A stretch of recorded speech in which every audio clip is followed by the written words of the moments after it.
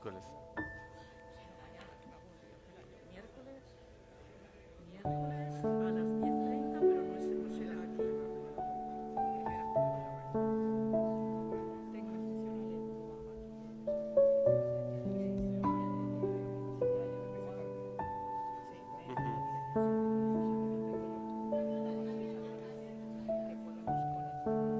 ¿Ya?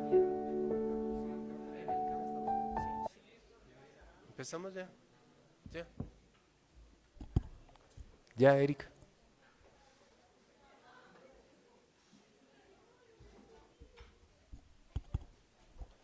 Muy buenas tardes. Muy buenas tardes, doctora Concha Roldán Panadero, académica visitante. Doctor Álvaro Carvajal Villaplana, profesor de la sección de Filosofía y Pensamiento.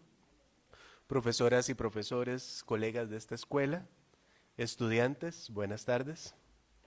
Buenas tardes también a quienes nos acompañan a través del streaming. Es un gusto para mí darle la bienvenida a la doctora Roldán, connotada y reconocida académica del Instituto de Filosofía del Consejo Superior de Investigaciones Científicas de España. Esta visita se enmarca en una larga relación con la doctora y de la doctora con nuestra institución a través y por intermedio del doctor Villaplana, pero además en una gran admiración por su trabajo y aporte a los estudios filosóficos, muy particularmente la filosofía feminista. Y debo aquí hacer una digresión que ya un poco le comentaba a nuestra invitada, que esta admiración surge con don Álvaro Carvajal, pero también por las referencias de otras queridas colegas filósofas españolas como Elena Cantarino y María José Codina. Precisamente me ha tocado escucharla en 2 ocasiones en el seminario Concept Mu de la Universidad de Valencia, un espacio de reflexión sobre los conceptos desarrollados por mujeres. Y es por eso que la presencia de la doctora Roldán en nuestra escuela se da en un marco del replanteamiento y revisión de los programas de la sección de Filosofía y Pensamiento, específicamente en cuanto a la enseñanza del pensamiento de mujeres filósofas, y además, como será en esta primera conferencia, en la que nos provocará en relación con la enseñanza de la historia de la filosofía, específicamente la filosofía del siglo XVII, con reflexiones en torno al pensamiento de Leibniz en materia de ética y política.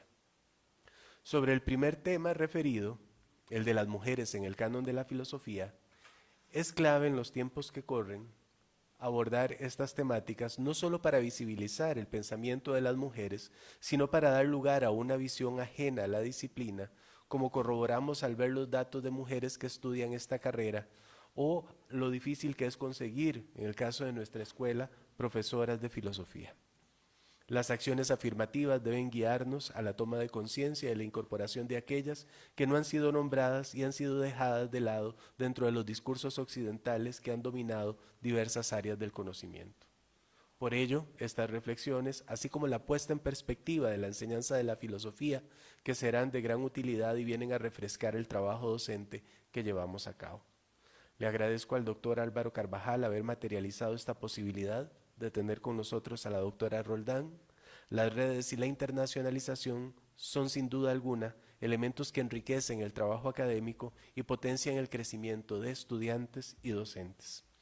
Les invito a disponerse con atención y a disfrutar del conocimiento y la camaradería que nos brinda nuestra conferencista. Tengan todos y todas muy buenas tardes. Muchas gracias.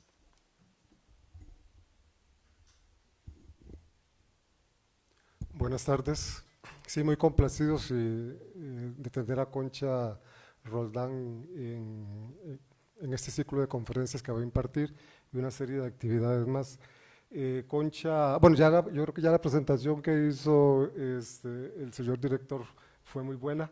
Solo voy a dar algunos pequeños datos sobre ella. La profesora fue directora del Instituto de Investigaciones Filosóficas por cerca de 12 años, más o menos. Sí, ha sido becaria por el DAD en Alemania, donde estudió. Ha participado en varias universidades ofreciendo cursos y otras asesorías y demás, como la Universidad de Múnich, la UNAM de México, entre otras. Bueno, la Universidad de La Plata, que la estoy viendo aquí sí, ajá. Sí, bueno, y becada por la Fundación Alexander von Humboldt, ¿verdad? De la DAT. Y también, bueno, un trabajo que venimos haciendo de hace mucho tiempo, porque no solamente académicamente trabajamos, sino que en el activismo filosófico, político-filosófico, en defensa de la filosofía. Estamos, por ejemplo, en la Red Iberoamericana de Filosofía. Concha es actualmente la presidenta de la red. Yo soy vicepresidente por la zona de Centroamérica y el Caribe. Entonces, compartimos mucho trabajo. También ella es presidenta de la Asociación Española de Filosofía y la Asociación, se me olvidó el nombre, Lainez. La Sociedad Lainez Española, sí. Sí, y del GENER, que es de estudios de género, ¿verdad? Entonces, tiene una larga trayectoria académica y una larga trayectoria, digamos, de defensa de la filosofía. Ha participado en varios proyectos importantes de investigación en epistemología, en historia de la filosofía. Una de sus áreas de especialización es precisamente la historia de la filosofía y por eso hoy nos habla de Leibniz. Ella es especialista en Leibniz, ha colaborado con la traducción de varias obras de Leibniz. Tiene un librito que nos trajo una copia, ¿verdad? Leibniz en el mejor de los mundos posibles, ¿verdad? Bueno, también participa en varias revistas. Por ejemplo, es directora de la revista Isegoría, ¿verdad? Revista de Filosofía Moral y Política. También es del comité científico y asesora en Daimon, en Doxa, la revista de la filosofía de la universidad, la UCM es la Universidad Complutense de Madrid, ¿verdad? Y la revista Sur, ¿verdad? Bueno, esa porque yo la metí ahí, ¿verdad? A trabajar, ¿sí?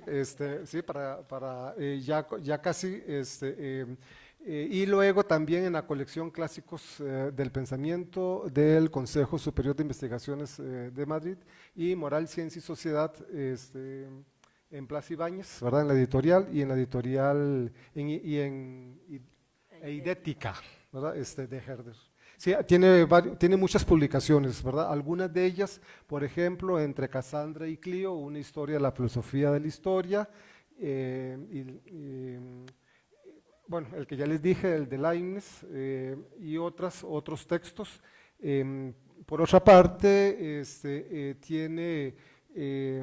ha recibido varios premios por su trabajo con las mujeres. El último lo recibió en Roma, en el Congreso Internacional, por su esfuerzo de recuperar a la historia o a las mujeres filósofas en la historia de la filosofía.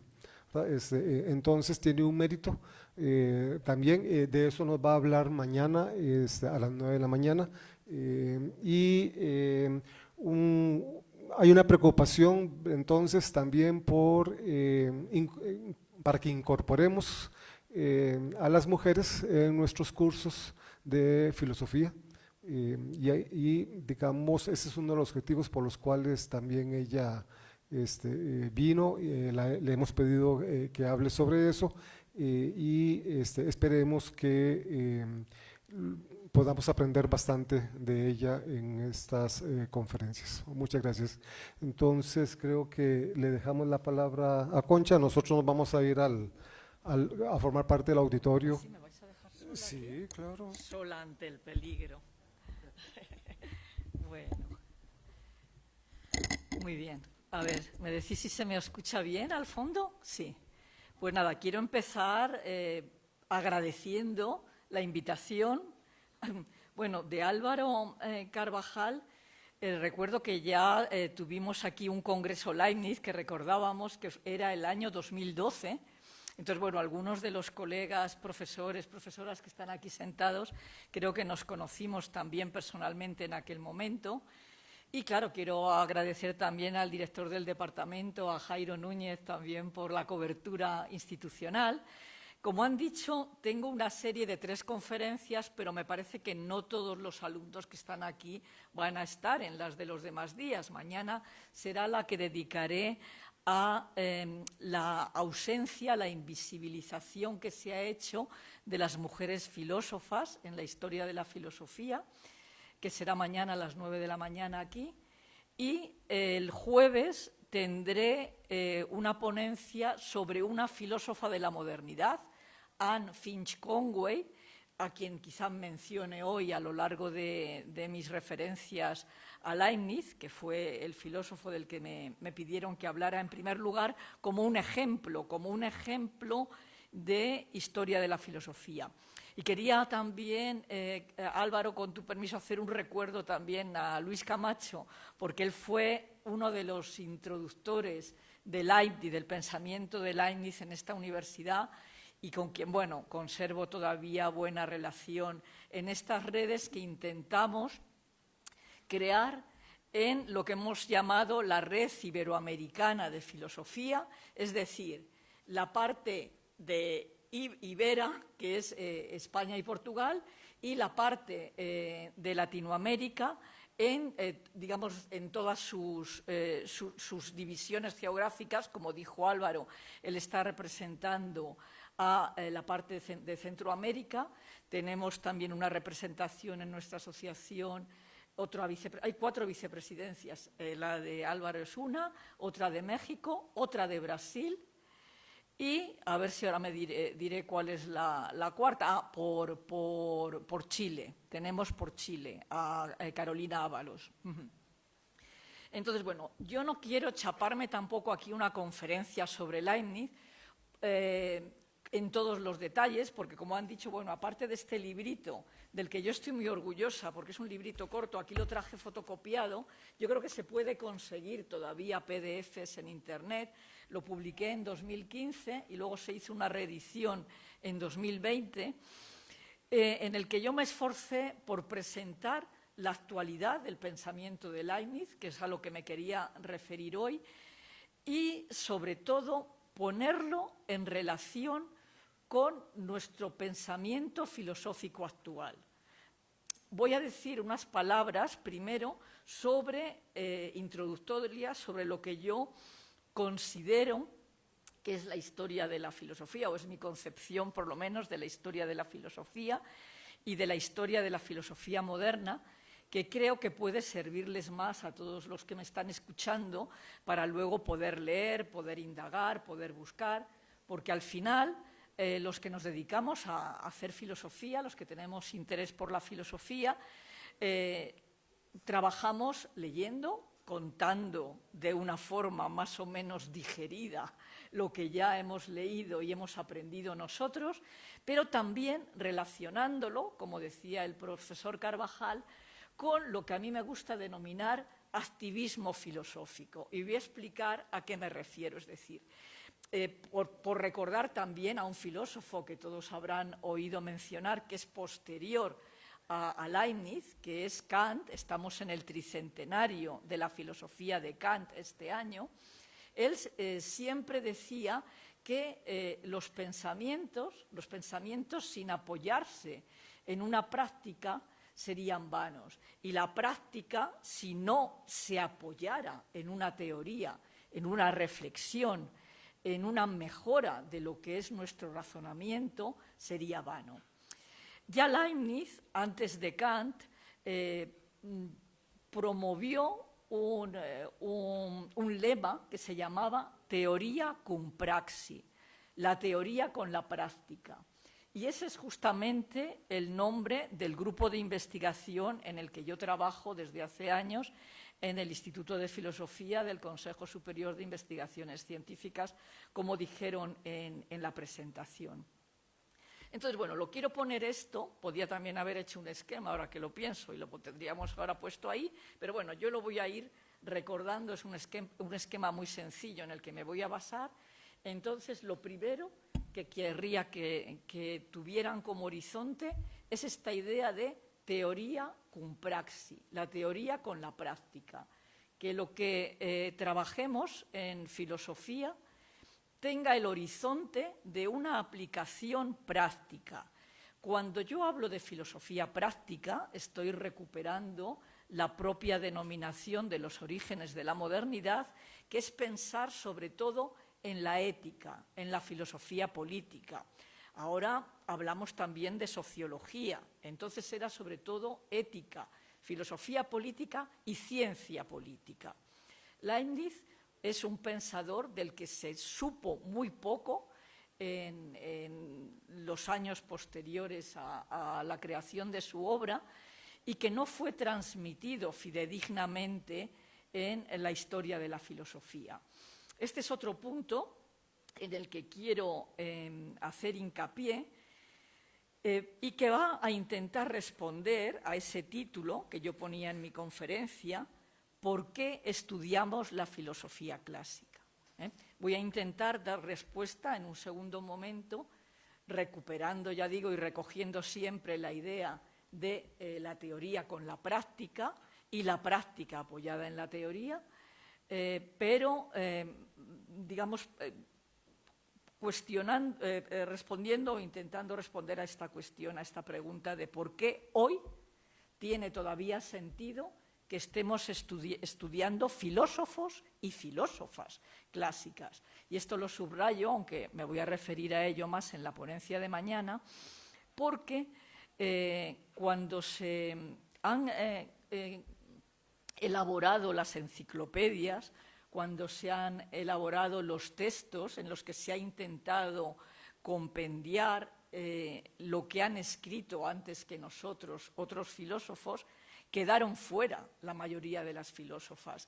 Si vamos a las bibliotecas, bueno, ahora tenemos el recurso de Internet y que podemos buscar también las enciclopedias, las historias de la filosofía online, pero si vamos todavía, y aquí he visto que tenéis una buena biblioteca, y buscamos también esas obras que estarán situadas en algún anaquel que recuerde esa historia de la filosofía, veréis que si hojeáis estas obras vais a encontrar una sucesión de distintos filósofos, de distintos pensadores, pero muy pocas mujeres filósofas.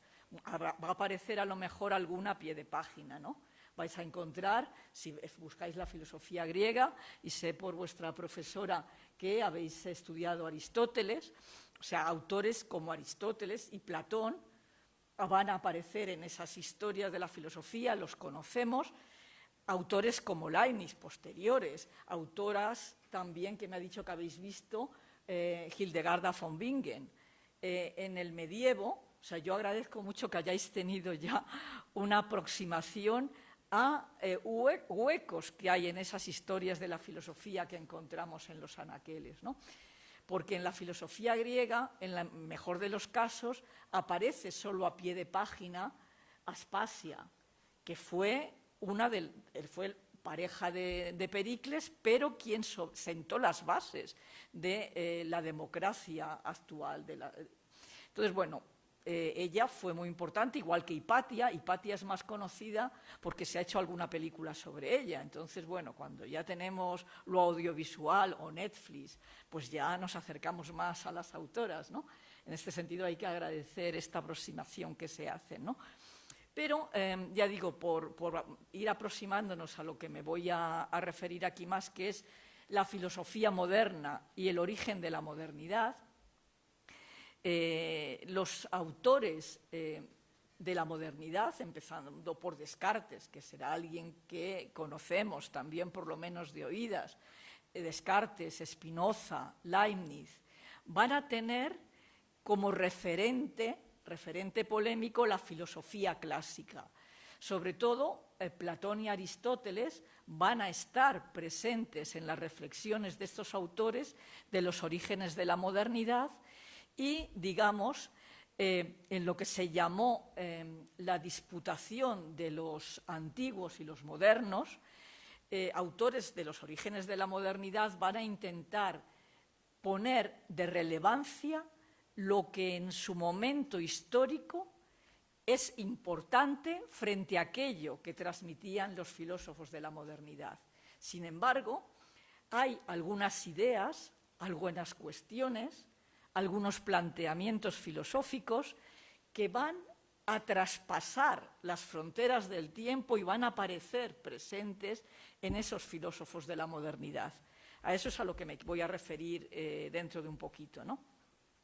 Y Leibniz a esto lo denominaba la filosofía perennis, la filosofía que dura. Hay cosas que duran a través de los tiempos y que han llegado también hasta nuestra actualidad filosófica.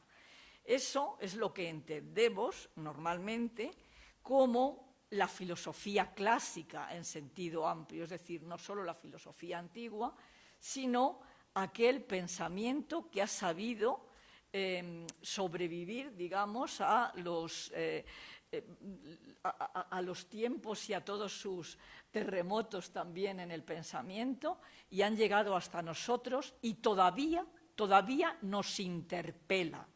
Es el pensamiento que está vivo, que todavía tiene algo que decirnos e incluso que enseñarnos, no tanto por las respuestas que se dieron en la modernidad, como por los planteamientos de las preguntas que se hicieron y que nosotros, de alguna manera, intentamos replantear, volver a enunciar, intentando responder a los problemas de nuestro tiempo. Voy a mencionar un par de ellos, a los que me voy a referir sobre todo en mi ponencia sobre Anne Conway, pero que van a estar presentes también en la filosofía de Leibniz. Uno de ellos va a ser un concepto ético y político que oímos continuamente, que oímos también a los políticos cuando están haciendo la defensa de sus programas, que es el concepto de libertad. Ese concepto es uno de los que han sobrevivido a todos los, digamos, los torbellinos de los tiempos y seguimos planteándolo en nuestra actualidad. Otro, aunque ya digo que me voy a referir más cuando hable de Anne Conway, es el tema de la sostenibilidad de nuestro planeta, el tema de la ecología de que hablamos ahora. En la modernidad, muchos de estos filósofos, y Anne Conway fue también una filósofa que, haciendo metafísica, sentó las bases de lo que era, por una parte, la explicación del origen de la vida y también los comportamientos éticos y políticos que debían tener los humanos. En esto, Leibniz cita a Anne Conway como una de las filósofas que más han entendido el concepto también de su filosofía, que fue conocida como el monismo, es decir, que en lugar de hacer un dualismo como hacía Descartes, que distinguía en los seres humanos dos aspectos, el cuerpo y el espíritu, pensadores monistas como Leibniz o Anne Conway reducen, digamos, a una única sustancia lo que componen los seres humanos. Ha habido autores que han cargado más la prueba, digamos, de lo espiritual en el sentido de racional en los seres humanos, como Leibniz y como Conway, o como Spinoza también. Y ha habido otros autores que han subrayado más el aspecto monista de lo corpóreo, que son sobre todo los conocidos como los materialistas, ¿no? Bueno, no quiero aquí ser muy exhaustiva, pero estoy dando unas pinceladas para que se entienda de qué quiero hablar yo aquí hoy, ¿no? Entonces decía que las cuestiones que hablamos de cuestiones como filosofía clásica que se plantearon en autoras y autores y que siguen teniendo actualidad. Son problemas que nos seguimos planteando, preguntas que nos reformulamos, respuestas que no se transmitieron en su momento histórico porque, y este es otro aspecto en el que quiero insistir, Cada historia de la filosofía, aunque en cada época se ha querido hablar de una historia universal de la filosofía, igual que cuando nos referimos a la historia en sentido amplio, la historia de los acontecimientos, cada momento histórico ha narrado también la historia desde una perspectiva. Cuando hablamos de la historia siempre decimos que han sido los vencedores los que han transmitido la historia, ¿no? Cuando hablamos de historia de la filosofía, hablamos de una subjetividad también en la misma periodicidad que se ha hecho de la historia de la filosofía. Cómo se ha partido esa historia, que la han denominado antigua, medieval, moderna, contemporánea. Cada momento histórico ha hecho también una interpretación y un apoyarse en distintos filósofos, sobre todo autores varones, que han conformado, lo habréis oído quizá mencionar, lo que se suele denominar el canon. Hay un canon al que se intenta uno adaptar cuando le toca ser profesor de historia de la filosofía y quiere explicar los distintos periodos y a qué cuestiones intentan responder esos periodos. Pues bien, yo quiero que se queden con la idea de que también en esa transmisión de la historia de la filosofía hay una subjetividad en la interpretación.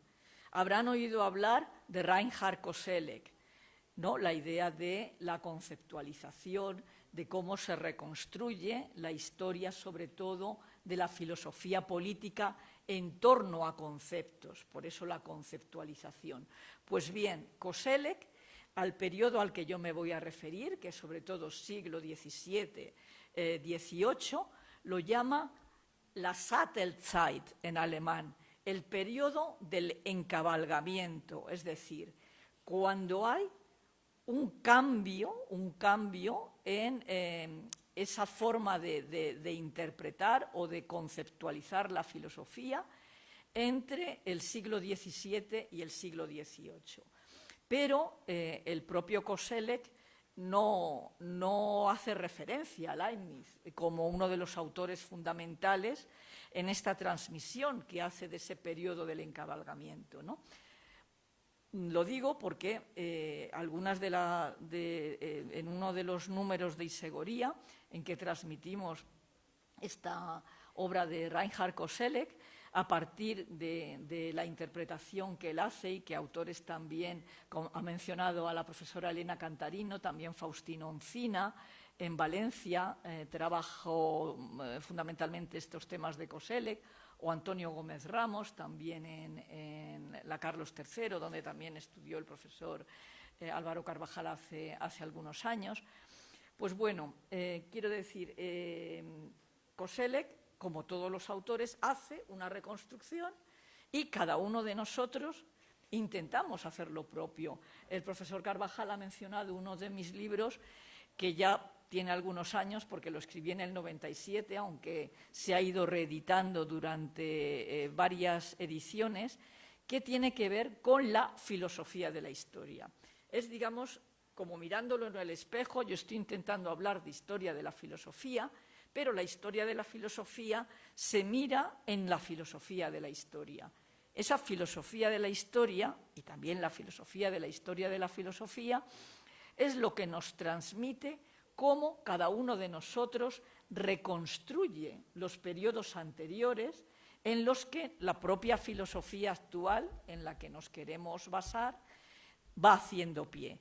Porque otro principio fundamental, que por lo menos allá al otro lado del Atlántico utilizamos mucho, y es decir, que aquel que no conoce su pasado, que no valora la memoria histórica y la memoria de la historia de la filosofía que nos ha precedido, está condenado a descubrir, decimos nosotros, cada vez el Mediterráneo. Es decir, cada época también, y esto es otra cuestión en la que quiero insistir, dentro de esa subjetividad, cada época ha considerado que es la primera, la fundamental, Pensemos sobre todo en un pensador como Hegel. Hegel consideraba que él había llegado al culmen de la historia de la filosofía, que después de él no habría nadie que podría decir nada nuevo sobre la filosofía. Bueno, pues esto pasa en todos los periodos y pasa ahora también.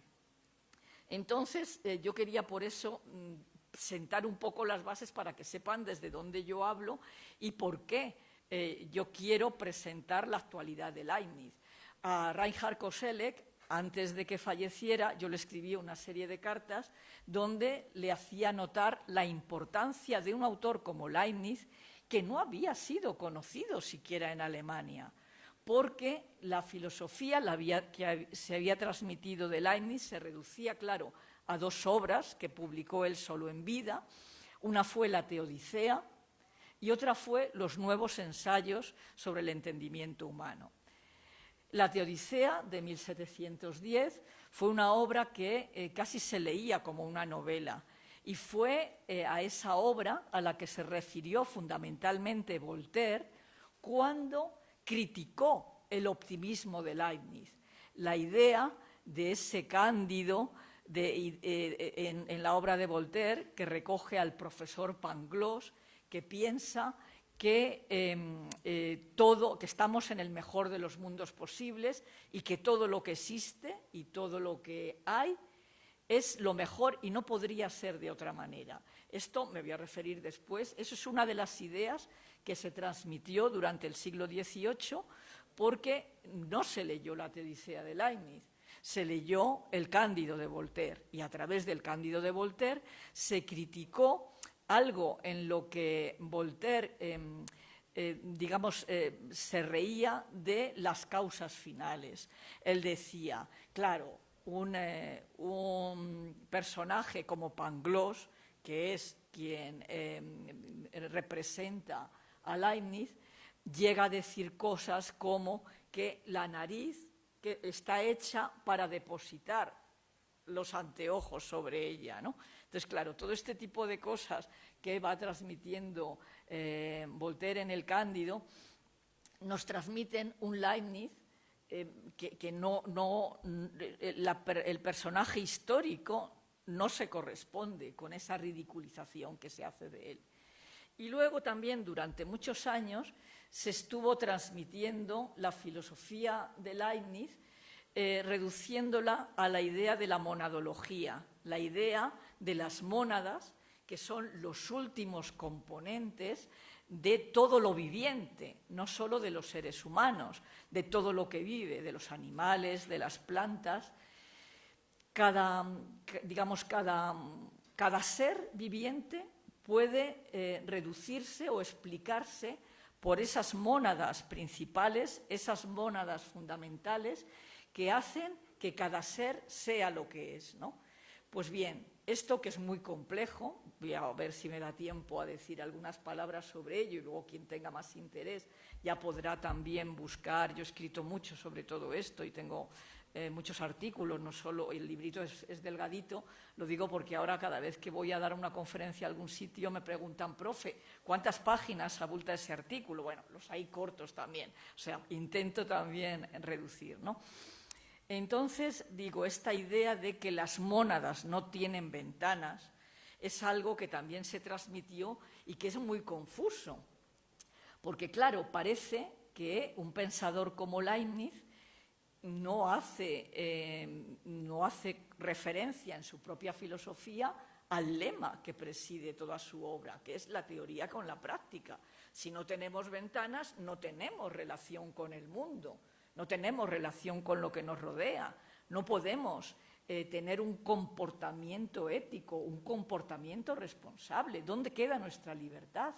¿Cómo podemos influir en cambiar cosas en el mundo, ¿no?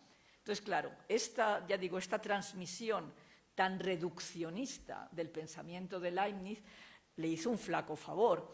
Y esto tiene que ver mucho también con cómo su propio discípulo, Christian Wolff, transmitió la filosofía de Leibniz. Porque Wolff lo que hizo fue contar su propia filosofía a la que durante la época posterior, sobre todo autores como Kant, autores idealistas como Schelling, Fichte, el propio Hegel, luego los autores románticos, si hacen referencia a Leibniz, hacen referencia a lo que llaman en un saco la filosofía leibnizo-wolfiana, es decir, lo que Wolf está transmitiendo muy reducido, muy esquemático, de un Leibniz que era un pensador interdisciplinar, complejo. Entonces, bueno, esto es lo que yo le transmití a Koselleck un poco en mis cartas. Siempre me respondía, muchas gracias, señor Roldán, muchas gracias, señor Roldán, hasta que yo en una carta le dije, bueno, muchas gracias, señor Koselleck, pero soy una mujer. Entonces, bueno, el hombre ya se murió, no pudo darme el reconocimiento de mi identidad, pero bueno, ahí queda como una de las cosas también que nos pasan a las mujeres también filósofas actualmente. Y es decir, que a mí me ha pasado durante todas esas becas que mencionaba el profesor Carvajal desde finales ya del siglo pasado, que estamos hablando del siglo XX ya como el siglo pasado, que fue cuando yo fui a estudiar a Alemania. Hasta ahora, muchos autores cuando corresponden conmigo ven, bueno, doctor Roldán, y que consideran obviamente que si yo pienso y razono es que tengo que ser un señor. Porque claro, que una mujer piense y razone parece que todavía hoy nos cuesta reconocerlo, ¿no? Entonces, bueno, la idea, ya digo, de que cada momento histórico recrea la filosofía y de ese canon tan masculinizado, es lo que muchas de nosotras, y vuestra profesora Dina también, por eso introdujo a Hildegarda von Bingen, porque muchos autores dicen, no, claro, es que las autoras durante toda la historia de la filosofía no tienen tanta obra como los autores, o no la tienen tan importante. Y yo digo, bueno, tan importante en lo que abulta, ahora ya digo, tenemos internet y no nos ocupa en el estante, pero la obra de Hildegarda von Bingen pues ocupa en el estante lo mismo que la de Spinoza. Ella trabajó todo el trivium y el quadrivium, tiene tratados de lógica, tratados de física, tratados de filosofía, es muy conocida como musicóloga. Entonces, ¿qué pasó? ¿Qué pasó con la historia de la filosofía? Pues que las autoras filósofas, que es verdad que fueron menos, porque no tenían una educación pareja a la que recibían los varones, no se les enseñaba latín, más que aquellas autoras que tenían la suerte de tener o hermanos mayores o padres que les enseñaban latín y entonces podían acceder a esa filosofía que es la que llega a la modernidad, porque Leibniz escribe casi toda su obra en latín o en francés, porque en los orígenes de la modernidad, en el siglo XVII, la lengua que primaba era el francés. Se está haciendo un traspaso del latín al francés. Ahora casi todo lo que leemos, y si queremos llegar a que nos lean en otros países, tenemos que escribirlo en inglés. Ahora parece que el vehículo de nuestra cultura es el inglés, cuando nosotros en la Red Iberoamericana de Filosofía queremos defender, por una parte, que haya, bueno, lo que llamamos el español, pero también las otras lenguas. Y voy sacando otro concepto importante en Leibniz, que es el de la complejidad y el pluralismo. Aunque Leibniz es el defensor del monismo filosófico, sin embargo, esto se transmite en que la unidad se expresa en la pluralidad. Esto es un concepto filosófico que a mí me parece que en Leibniz es fundamental y que es muy importante, porque ese pluralismo es el que nos habla también de los diálogos entre las distintas culturas de que estamos hablando ahora, ¿no? Leibniz mismo habla de un multiculturalismo porque él tuvo el interés por estudiar las otras culturas. Le interesó lo que era en el momento de la modernidad muy importante, que era la civilización china. A China iban entonces, y voy relacionándolo también con otro concepto, que es el de la teología y la religión, iban sobre todo a China los jesuitas para predicar la religión católica.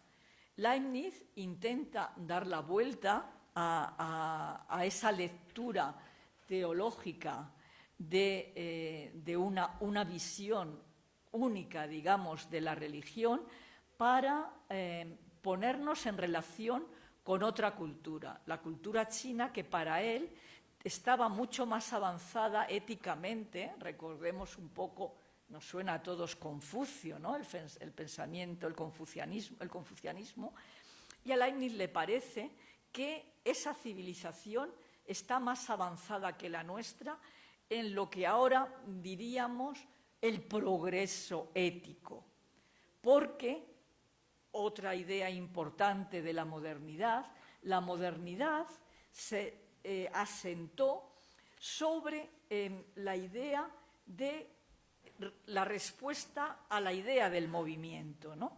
Entonces, pensadores como Descartes, también como Hume, que de esto también voy a decir una palabra, ¿no? Porque siempre hemos hecho dicotomías en la historia de la filosofía, hemos hablado de empirismo y racionalismo, y según vamos profundizando en autores y en autoras, nos damos cuenta de que todos los que hemos denominado empiristas eran también racionalistas, y todos los que hemos reducido a racionalistas, como Descartes, Spinoza o Leibniz, tenían también una base empírica en sus filosofías. Entonces digo, Leibniz lo que defiende es que no solo deben ir a predicar sus principios y sus filosofías pensadores, digamos, occidentales a Oriente, sino que en Occidente se deberían crear institutos donde se enseñara la filosofía oriental y se enseñara la filosofía china, ¿no? Para mostrar que además del progreso tecnológico, que es lo que hace pie en esta idea del movimiento mecánico, que ahora hemos dado el paso a los autómatas. La inteligencia artificial son autómatas intelectuales, pero en toda la modernidad lo que les interesaba eran esos artilugios mecánicos que o bien se les daba cuerda, y eran capaces de tener una autonomía en el movimiento, ¿no? Me están haciendo la competencia. Entonces, bueno, esto lo digo porque otro de los aspectos fundamentales de la interdisciplinariedad de Leibniz fue, bueno, se conoce más el cálculo infinitesimal, esa polémica con Newton, ¿no? En el que algunos autores han subrayado que en esa polémica vence Newton. Otros, como nuestra amiga Marisol de Mora, habla de que en ese pulso sobre el cálculo diferencial es Leibniz quien gana. Bueno, lo que a mí me parece es que otra cuestión que ha pasado a lo largo de los tiempos, y el cálculo infinitesimal es ejemplo de ello, es que los dos autores lo desarrollaron cada uno por su lado, no tuvieron esa comunicación que quería mencionar también aquí, que empezaba a darse en la modernidad. Leibniz fundó varias revistas donde los autores publicaban en esos artículos sus ideas, lo que ellos defendían, y se podía establecer ese diálogo. Pero es muy incipiente en este momento. Nosotros ahora estamos más acostumbrados a esas revistas en las que publicamos y todos nos remitimos un poco a ver qué dicen los autores y las autoras para decir si estamos de acuerdo o no, criticarlo, etcétera, ¿no? Bueno, pues en aquel momento, ya digo, son incipientes estas revistas y también las bibliotecas. O sea, las bibliotecas empiezan a emerger en ese momento. Es decir, que lo que los autores están transmitiendo dentro de esta idea de la subjetividad y la interpretación y la creación de ese canon, si se me apura, es todavía más reducido, puesto que es menos conocido, es menos universalizable todo lo que estaban enseñando autoras y autores, ¿no? Entonces, bueno, todavía me queda un ratito. Por seguir insistiendo en esta idea de interdisciplinariedad, complejidad y pluralismo de Leibniz y la idea de el cálculo, el 0 y el 1, el cálculo binario, es lo que sirve de base a los fundamentos de Internet en los que ahora nos basamos. Y esto proviene de Leibniz. Es decir, que cuando yo titulo mi ponencia la actualidad de Leibniz, me estoy refiriendo a todas estas cuestiones que no nos transmitió Wolff, que no se conocieron en la época tan profundamente, porque aparte de la Teodicea estaban ese otro libro que publicó Leibniz muy tarde, los nuevos ensayos sobre el entendimiento humano. Se publicó ya, muerto también Leibniz, en 1755, porque Leibniz, que muere en 1716, no lo quiso publicar porque en 1705 muere Locke, que es con quien él se está peleando en los nuevos ensayos sobre el entendimiento humano, donde se habla de nuestra forma de conocer, donde se habla de ese concepto que les estoy mencionando todo el tiempo y sobrevolando sobre él, que es el de la libertad. Entonces Leibniz, una vez muerto Locke, y yo creo que eso le honra, no quiere publicar su obra porque Locke no va a poder ya responder a lo que él ha publicado ahí, ¿no? Y quiero decirles también algo en lo que hoy día hacemos mucho hincapié, que es la idea del ADN, de cómo cada uno de nosotros tenemos una serie de compuestos a nuestra base, en donde queda grabada o aparece grabada una información importante. Y esto voy a ver si lo consigo relacionar con el tema de la libertad, que fue a lo que yo dediqué mi tesis doctoral en Leibniz. La idea del ADN se basa en lo que era esa idea de la performación que existía en Leibniz. En Leibniz y en autores de la época como Leeuwenhoek, que hablaba de los homúnculos, es decir, que había los seres humanos, digamos, eran el desarrollo de esa información que aparecía en las células y que aparecía en los embriones antes de que se fueran a desarrollar, y que luego daban como resultado los distintos animales, las distintas plantas y los distintos seres humanos. Pues esta idea de la información que existe en nosotros, es lo que aparece en Leibniz, pero aparece de una manera no determinista. A esto dediqué muchas páginas porque, claro, una de las cosas que también se hizo durante todo el siglo pasado fue aproximar Leibniz a Spinoza. El pensamiento de Spinoza se caracterizó como determinista. Entendemos el determinismo cuando lo que predomina son las causas eficientes, es decir, que algo que yo hago se traduce en un resultado y se traduce de una forma determinada. No hay varios caminos para llegar de A a B, sino que A se traduce de forma determinista en B. Leibniz, aunque bueno, Spinoza tampoco es tan determinista, sí, pero no voy a entrar ahora en Spinoza, pero si leéis el Tratado Teológico Político o el Tratado Político, nos damos cuenta que no es lo mismo lo que ahí está defendiendo Spinoza, que esas ideas geométricas de la ética con sus corolarios, que es donde se ve más este pensamiento determinista. Bien, pues Leibniz lo que dice es: no puede haber un determinismo, una aplicación solo de causas eficientes sin el concurso de causas finales. ¿De qué es aquello que los seres humanos nos representamos como aquello que queremos hacer, aquello que queremos, en lo que queremos actuar, que queremos cambiar? Y eso lo hacemos desde nuestra idea de libertad, una idea de libertad que tiene una determinación racional en cuanto que lo que intentamos es que nuestro pensamiento llegue a realizar lo que nosotros queremos realizar dentro de nuestra libertad. Pero no de una forma, de una única manera. Hay un abanico de posibilidades siempre. Cuando Leibniz habla de los mundos posibles, y ya voy a ir cerrando la conferencia para que pueda haber luego preguntas y puedo responder a más cuestiones.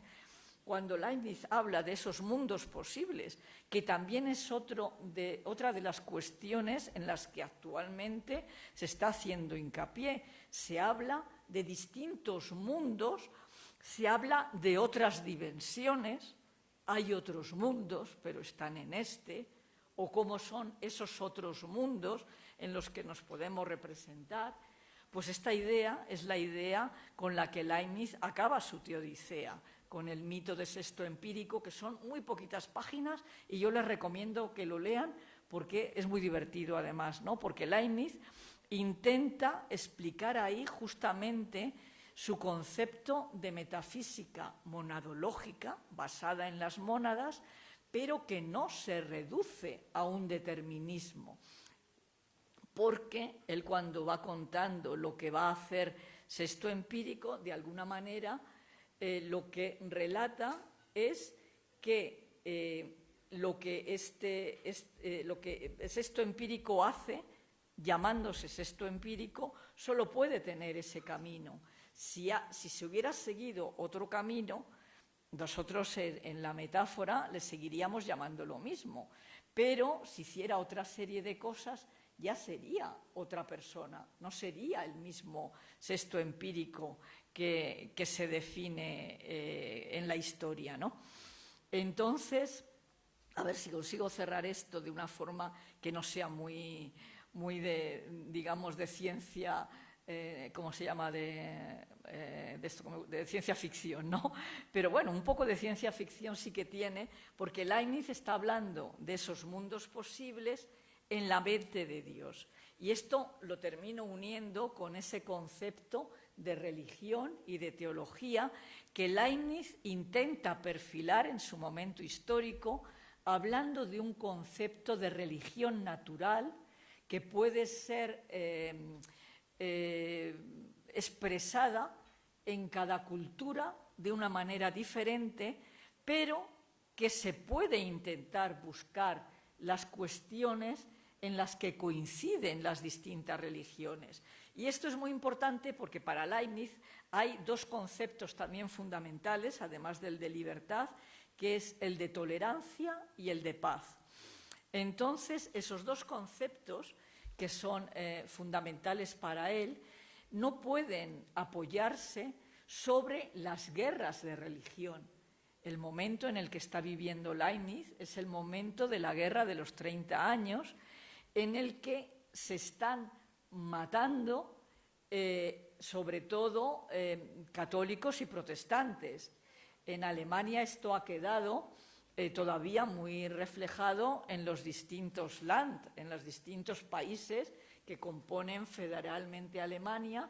Hay unos que se apoyan en el protestantismo y otros en la religión católica. Bueno, pues Leibniz intentó que esto no fuera así y que hubiera la posibilidad de hablar de una noción de religiosidad que no tuviera que apoyarse en los ritos, en los rituales de cada una de las religiones y que sobre todo no hubiera que hacer la guerra para tener que instaurar esas religiones, ¿no?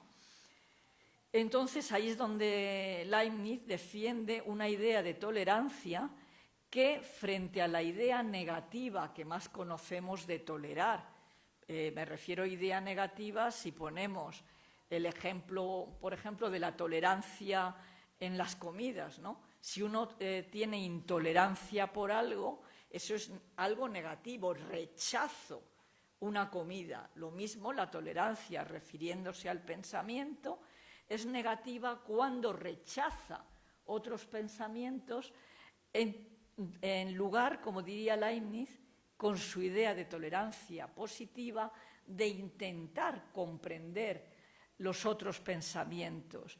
Él habla de la idea de la place d'autrui, ponerte en el lugar de los otros. Si uno se pone en el lugar de los otros humanos, de las otras culturas, e intenta comprenderlo, al final va a encontrar unos lugares comunes entre las distintas culturas humanas. No hay tanta diferencia como unas y otras quieren hacer valer para tener preponderancia sobre otras.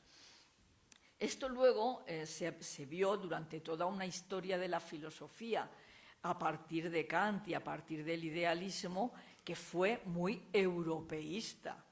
O sea, aquí queremos reivindicar también que ha habido otras culturas.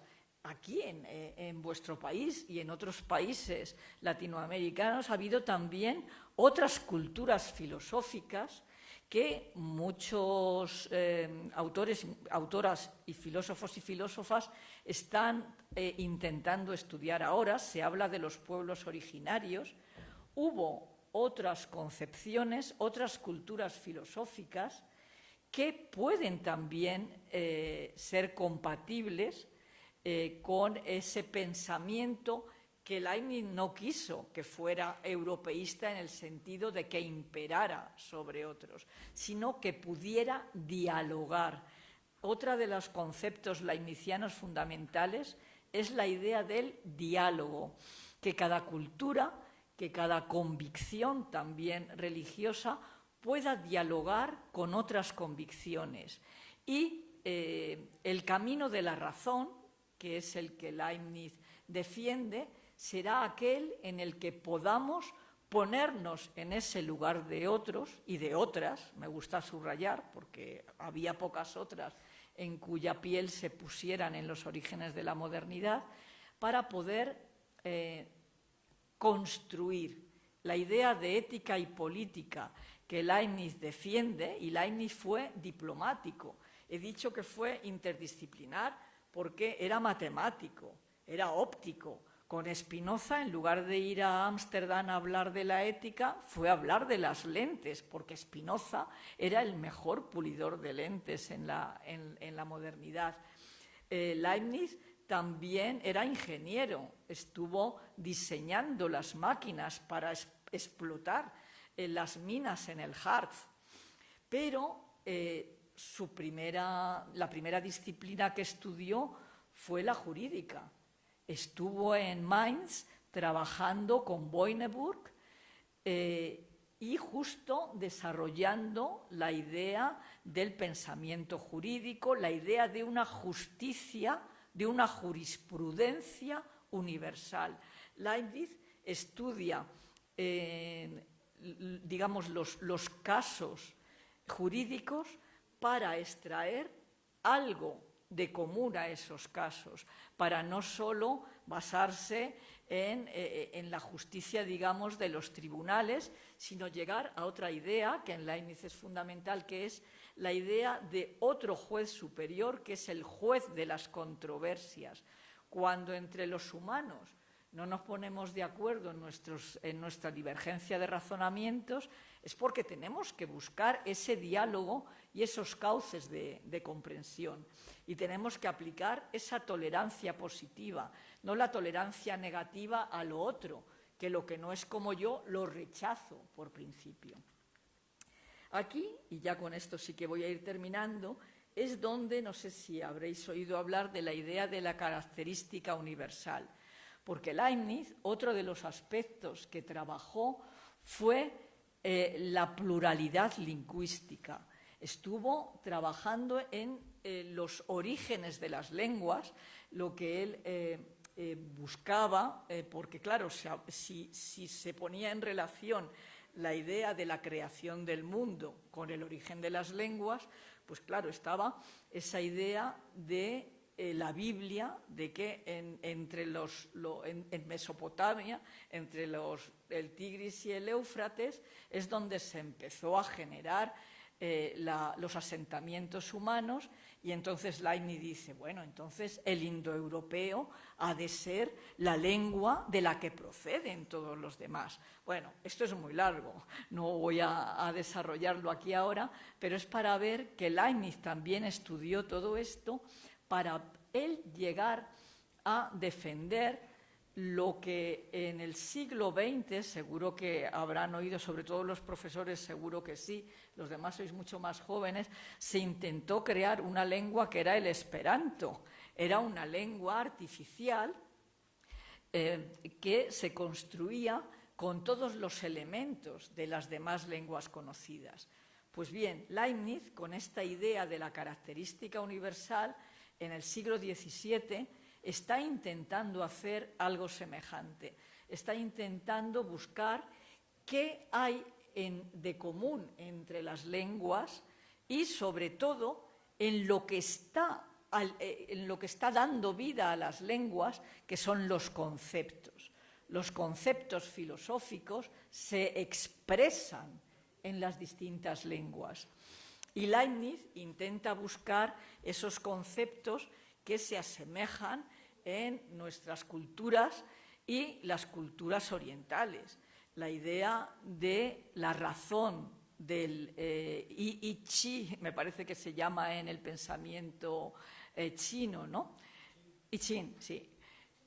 Por ejemplo, ¿no? Entonces, bueno, yo creo que con esto hemos hecho hemos intentado poner sobre la mesa un Leibniz mucho más complejo que esas dos cuestiones que nos intentaban transmitir en esos diccionarios y enciclopedias de la historia de la filosofía. Y bueno, ahora pues quedo a la disposición del auditorio por si quieren que precise alguna cosa o si quieren intervenir o hacer alguna pregunta, comentar. Bueno, tenemos un ratito, ya sé que tienen un examen luego, pero creo que tenemos un cuartito de hora, ¿no?, para poder... Y bueno, espero haberles entretenido un rato. Muchas gracias por la atención.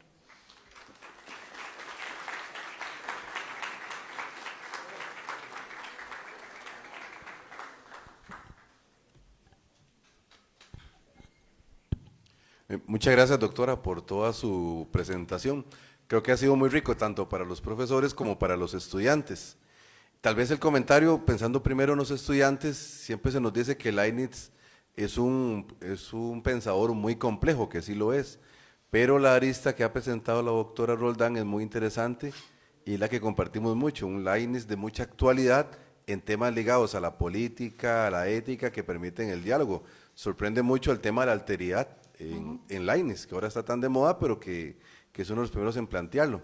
Yo quisiera preguntarle, doctora, si es tan amable usted de profundizar un poco más el tema de la justicia y esa dimensión ética en Leibniz, en los horizontes en los que se puede aplicar hoy en día. ¿Qué hacemos? ¿Recogemos unas preguntas? Recogemos varias, sí. Bueno, muy buenas tardes a todas y a todos. Yo primero quisiera agradecerle la conferencia porque la verdad que la disfruté. Yo quisiera referirle un par de cositas, bueno, tres. La primera es que se refiere un poquito más al concepto de libertad en Leibniz, que me parece que sería como...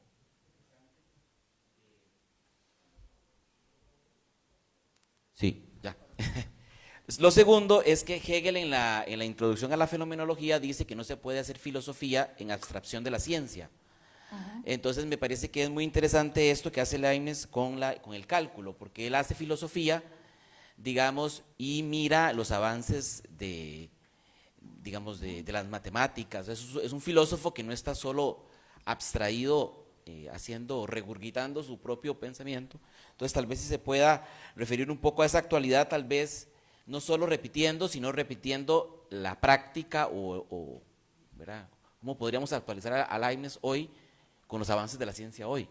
¿Verdad? Tal vez referirse a eso.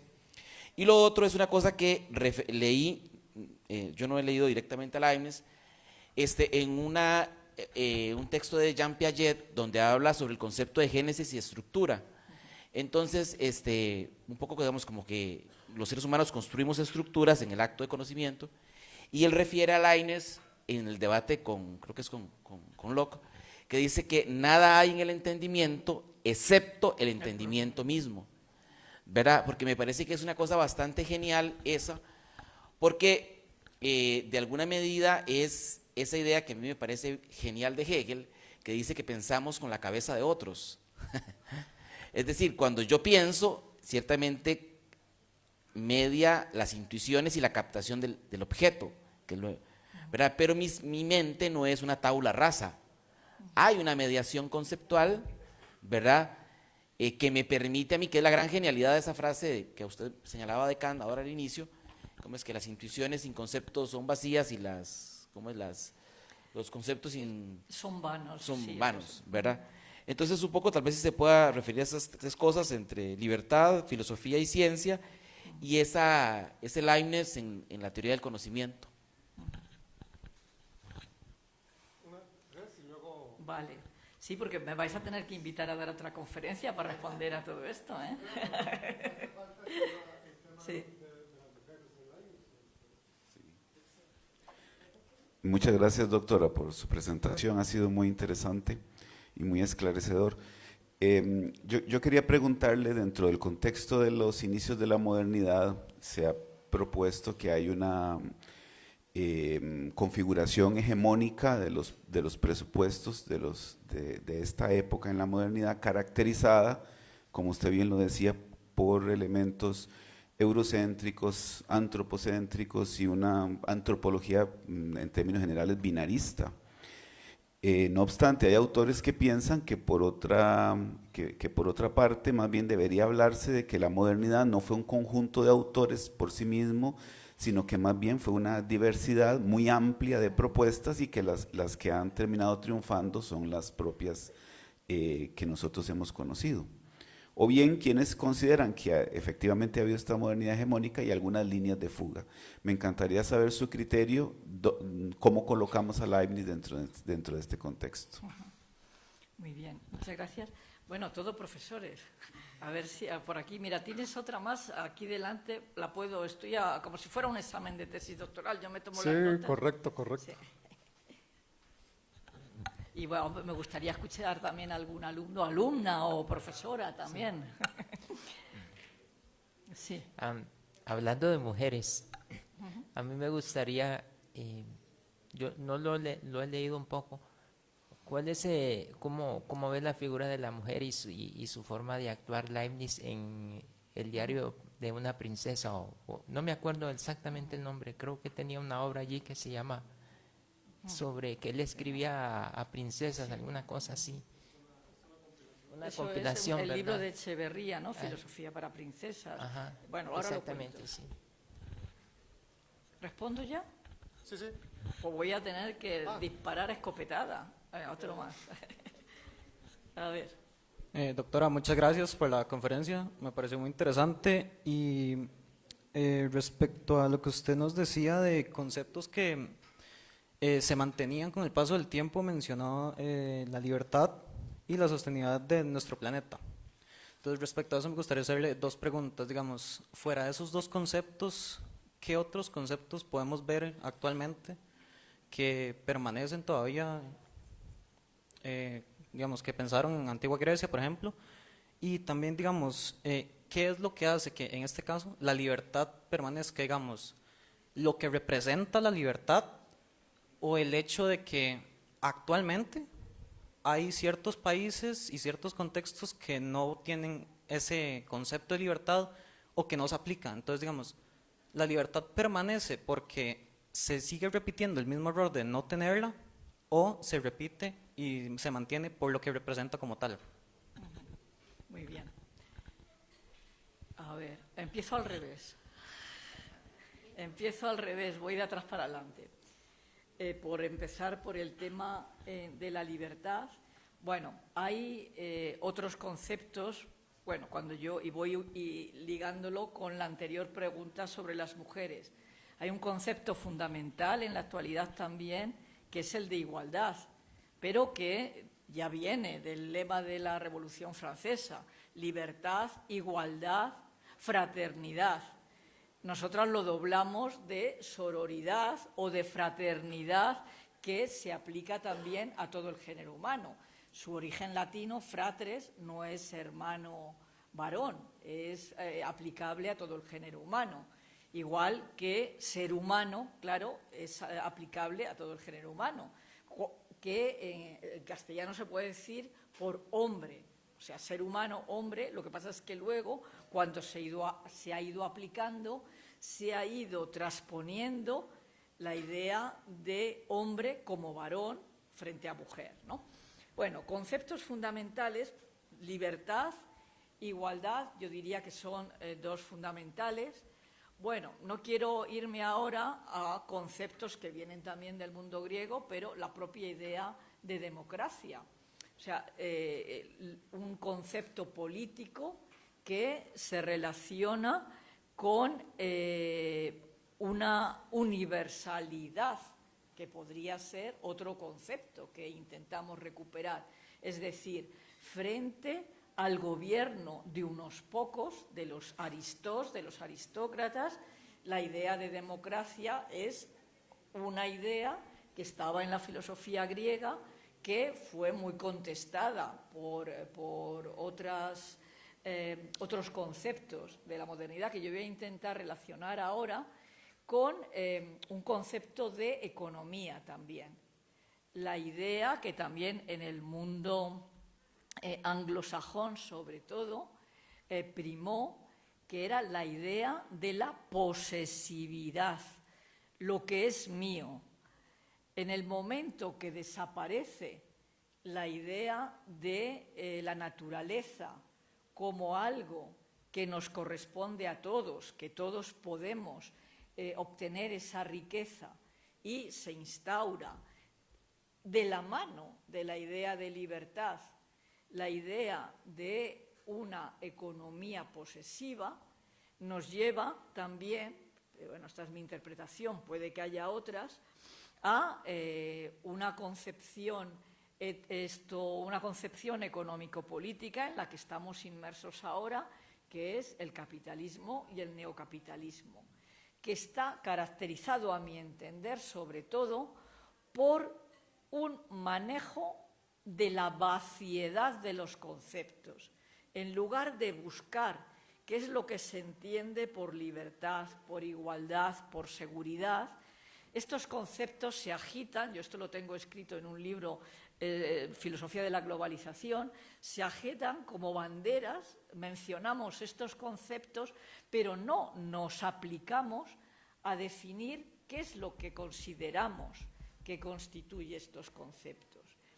Entonces, bueno, no sé si respondo, pero la idea misma también de ecología tiene que ver con esto, porque en torno a un mismo concepto están pugnando por seguir viviendo en pleno neocapitalismo el 1% de la humanidad en la que se acumulan todos los capitales, frente al 99% de la humanidad entre la que todavía hay muchísima pobreza. Otro concepto fundamental del que no hablamos, pero que existe, el concepto de pobreza, ¿no? Entonces, bueno, yo creo que el intento que debemos hacer es dotar de contenido a esos conceptos y no sacarlo en diatribas políticas en el que parece que las personas que están discutiendo están defendiendo lo mismo por un concepto de libertad o por un concepto de igualdad, cuando no es lo mismo. Con respecto a las mujeres, sigo para arriba. Bueno, sí, Leibniz, y también igual voy respondiendo a algunas de las cosas que salieron también. Leibniz no escribe ninguna obra de mujeres, pero Leibniz, una parte fundamental de su filosofía, la desarrolla en la correspondencia. Las cartas con más de 1.200 corresponsales, entre los cuales hay 200 y pico mujeres. Algunas son las princesas. Yo recomiendo el libro de Javier Echeverría, Filosofía para princesas, donde Leibniz muestra cómo él enseñaba a la princesa Sofía Carlota, a su madre, a Sofía, en aquellos paseos por los jardines de Hannover, ¿no? donde les intentaba explicar lo que eran los principios, lo que era el principio de los indiscernibles, mostrándoles dos hojas, que nunca puede haber nada en la naturaleza, dice, que sea absolutamente idéntico a otra cosa. Lo que es natural, lo que está en la naturaleza, siempre tiene un principio de diferencia y de diversidad. Voy tirando algún cabo a lo que me preguntaron por ahí arriba, ¿no? Pero una cuestión muy importante a la que me voy a referir también mañana es que durante toda la modernidad hubo defensores y detractores de las mujeres. Había autores que decían que las mujeres eran seres inferiores y que no podían tener una relación racional de igualdad. Esto llega hasta Kant, que llega a decir en sus observaciones sobre lo bello y lo sublime que a una mujer intelectual solo le haría falta tener una buena barba para ser un varón, porque las mujeres, en definitiva, estas mujeres intelectuales, que eran las excepciones, eran espíritus masculinos dentro de cuerpos femeninos, ¿no? Entonces, claro, Leibniz no escribe sobre el tema de la igualdad, pero mantiene correspondencia con las princesas y con muchas intelectuales de la época, entre ellas Lady Masham, entre ellas Mademoiselle de Scudéry. En fin, hay un artículo muy bonito de... ahora se me va a olvidar. No, Utemöller. Gerda Utemöller escribió sobre esta correspondencia de mujeres, donde vemos cómo Leibniz dialoga con estas mujeres en plano de igualdad. En ese sentido, para mí, Leibniz pertenece a los defensores de las mujeres, igual que fue un comensal de Kant, Theodor von Hippel, que defiende, digamos, esa posibilidad de que las mujeres puedan sacar los mismos beneficios de la educación que pueden sacar los varones, siempre y cuando se les enseñe los fundamentos. Igual que pasa luego con otras filosofías que desarrollan los conceptos de clase, que todo el mundo puede desarrollar las capacidades si se siembra la educación pertinente para todos y todas. Lo que me preguntaba Luis, me parece que era, no todos los nombres me los sé, tenía que haber preguntado los nombres lo primero, pero bueno, sobre la idea de la modernidad y de la diversidad. Ya he dicho alguna cosa en eurocentrismo, antropocentrismo.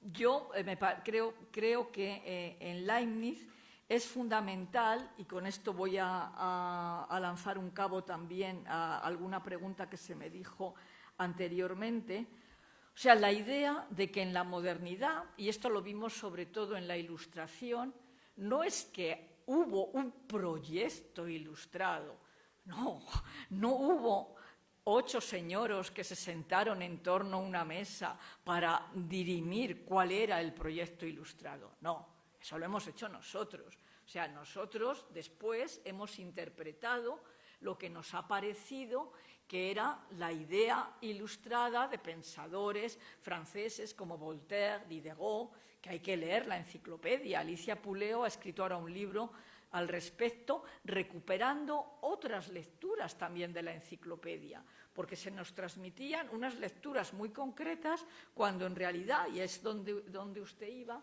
el tema de la diversidad es lo que estaba en los autores de la modernidad y no se nos transmitió. Los autores heterodoxos, pensemos en Hamann, por ejemplo, y sobre todo todas las mujeres que quedaron fuera. Entonces, claro, yo llamo a esto una jibarización de la filosofía, es decir, se hace un reduccionismo a una idea, sobre todo eurocéntrica, antropocéntrica, androcéntrica, de esa filosofía que no hace justicia, que es lo que quería yo mostrar aquí, a un autor complejo como Leibniz. Pero si indagamos, es que hubo muchos autores muy complejos y autoras también muy complejas, porque pensemos en Mary Wollstonecraft, o pensemos en Olympe de Gouges, o pensemos en Émile de Châtelet, que Wolf quiere que Émile de Châtelet traduzca su obra al francés y no es capaz de citar ni una sola vez las indagaciones, o como eran las inquisiciones filosóficas de Émile de Châtelet o su tratado sobre la felicidad que ganó en la Academia frente a Voltaire, por ejemplo, ¿no? Entonces, bueno, a esto es a lo que yo me quiero referir y voy hacia Piaget, génesis y estructura. Bueno, esto nos daría para una conferencia entera. Pero sí que aquí era donde estaba también el tema del conocimiento, o aquí ya no sé si me he ido, de esto de ir de abajo para arriba. Claro, Leibniz es un pensador en este sentido muy estructuralista. O sea, para Leibniz el que haya una estructura de pensamiento es fundamental.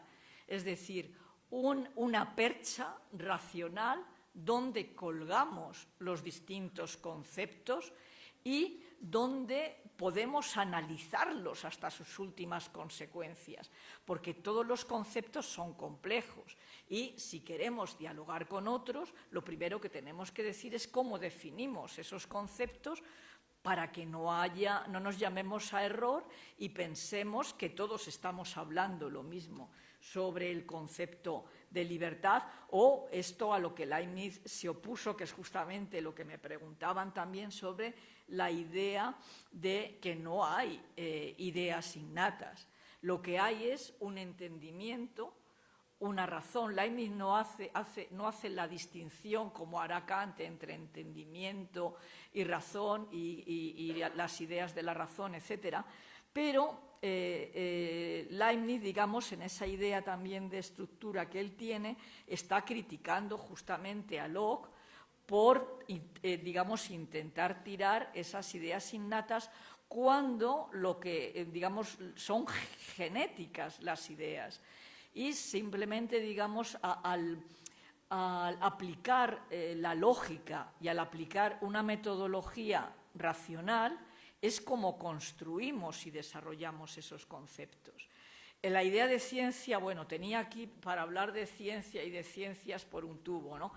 No llegué a ello, pero Leibniz, y eso es lo que Hegel toma muy bien de Leibniz, aunque yo nunca afirmaría lo de todo lo real es racional, ahí Leibniz se rebelaría totalmente, ¿no?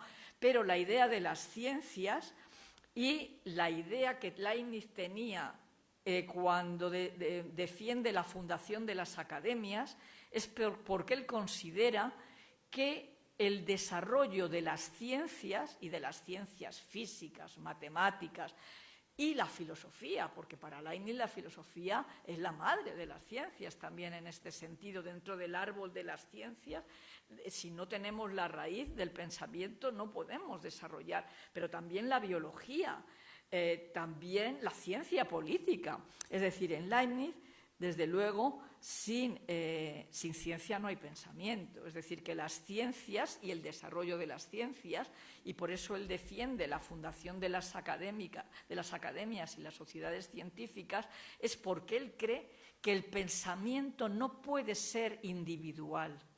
Tenemos que trabajar juntos y juntas, porque la ciencia es cooperación científica. Por eso Leibniz se duele al morir, porque piensa y dice, yo no he podido desarrollar mi programa de característica universal porque no he tenido un equipo. Ahora hablamos de proyectos de investigación. No he tenido un equipo que entre todos y todas hayamos llegado a defender esto, ¿no? Entonces, bueno, yo me metería aquí también a hablar de las academias, porque aquí Leibniz, dos palabritas y ya voy a la última pregunta, fue defensor de las mujeres también en la academia, porque otra de las ciencias que había en auge era la astronomía y cómo la astronomía se aplicaba al cultivo de los campos. Pues había una astrónoma en aquellos momentos, Marie Winkelmann, casada con von Kirch, Marie Winkelmann von Kirch. Kirch era un señor mayor, ella fue, dentro de esto que he dicho de hijas, esposas, hermanas, ella se casó con Kirch, era hija de un astrónomo para poder seguir teniendo los aparatos y poderse seguir dedicando a esto. Pues su señor marido murió, pronto porque era mucho más mayor que ella, y Leibniz quiso que Marie Winkelmann fuera presidenta de la Academia. Y el no que le dieron es así, con estas palabras: no, porque es una mujer, pero que lo sea su hijo y que ella se quede trabajando, porque su hijo es un negado, para que podamos seguir teniendo esos calendarios de los cultivos que todavía existen. En Madrid, en España tenemos el calendario zaragozano, ¿no?, que trata de todo esto, ¿no? Entonces, bueno, por decir algo sobre las ciencias y la academia, y ya termino con la libertad y la justicia, que es para dar otra conferencia. Pero claro, el tema de la libertad, que fue mi tesis, claro, Leibniz dice, por una parte, todo lo que sucede, y la historia es el ejemplo de ello, es contingente. Y es contingente porque podría haber sido de otra manera. Pero eso, que es la contingencia y el abanico de posibilidades, es diferente de la idea de libertad. Leibniz se apoya en la idea agustiniana de San Agustín de libertad como lo que el ser humano, lo que los hombres y las mujeres decidimos hacer con ese abanico de posibilidades. O sea, no hay determinismo porque no hay ninguno de esos cabos que se desarrolle por sí mismo. Pero sí que hay una especie de idea, yo contraponía en mi tesis la idea de determinismo con la idea de determinación racional. La libertad es cuando nosotros nos determinamos a hacer algo teniendo a la vista las posibilidades entre las que podemos elegir o que podemos desarrollar. Bueno, eso es muy condensadito. Yo escribí 300 páginas sobre esto, ¿no? Pero con esto me lleva también a la idea de justicia, porque yo decía, claro, para Leibniz es fundamental, por supuesto, la idea de justicia, el derecho de gentes, cómo, digamos, se puede defender quién es, porque aparte de la responsabilidad ética está luego la culpabilidad jurídica, cómo podemos defender a los inocentes frente a los culpables. Pero a Leibniz lo que más le interesa es esa idea de jurisprudencia universal, que es como subir una octava, diríamos en música, ¿no?, y desarrollar una idea de justicia en la que puedan estar representados todos y todas con sus diversidades, sus diferencias, y aquí es donde llego a la alteridad. Es decir, que lo otro pueda ser asumido en lo uno. El lema de Leibniz es multiplicidad en la unidad. Es decir, que podamos, metafísicamente hablando, decir que hay una sustancia o que todo se puede reducir a la explicación de unos fonemas para explicar una lengua. Pero eso no significa que tengamos que perder de vista ese paraguas de universalidad, digamos, donde nos podemos cobijar todos y todas los pensamientos. Bueno, daría, ya digo, para hablar una hora, pero yo creo que así he respondido, ¿no?, a las preguntas que me habéis hecho, y muchísimas gracias. Muchas gracias, doctora Roldán, por su conferencia. Quedan muchas cosas, porque hay demasiado. Leibniz se estaban editando las obras de Leibniz en castellano y hay muchas cosas que él no escribió. Entonces, cada vez salen más y más y más cosas y más temas que no habían sido contemplados y que dan una visión completamente distinta de Leibniz, como lo ha presentado la doctora Roldán. Nosotros que nos dedicamos a estudiar, porque pertenecemos a la red iberoamericana Leibniz, también, que ahora tienen su congreso en Argentina. Buenos Aires, sí. Sí, en Buenos Aires, que se discuten muchas de estas cosas. Sí, y no hemos hablado de la pandemia, que Sí. el profesor tiene escrito al respecto también. Sí, yo he escrito sobre la pandemia, sobre la noción de género Que humano. Leibniz también habla de temas de medicina y de ujú, salud. de salud, correcto. Sí, o sea, son una gran diversidad de temas. Y bueno, la doctora Roldán nos ha dado un panorama amplio, ¿no?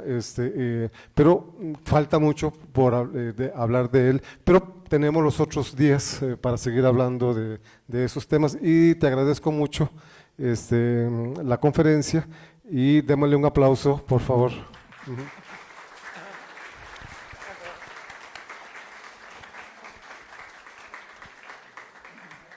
Muchas Entonces, gracias. aquí Me terminamos. tenéis que traer un mes y os doy seminarios.